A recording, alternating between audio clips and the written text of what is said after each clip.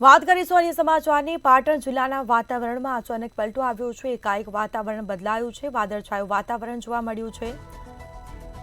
તો વાતાવરણમાં એકાએક પલટો આવ્યો, જેમાં સિદ્ધપુરમાં રાત્રિ દરમિયાન કમોસમી માવઠું જોવા મળ્યું છે। કમોસમી વરસાદ ખાબક્યો છે। આજે સવારથી જિલ્લામાં વાદળછાયું અને ધુમ્મસભર્યું વાતાવરણ જોવા મળ્યું છે।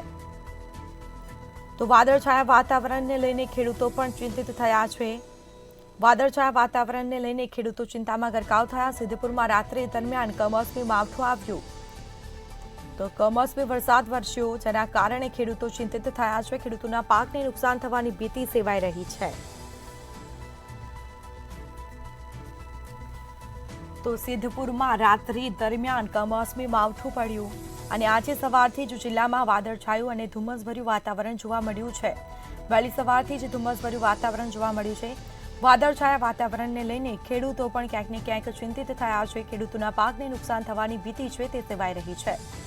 સિદ્ધપુરમાં રાત્રે દરમિયાન કમોસમી માવઠું પડ્યું, જે રીતે હવામાન વિભાગે આગાહી કરી છે અને તે મુજબ અનેક એવા જિલ્લાઓ છે જ્યાં કમોસમી વરસાદ ખાબક્યો હતો।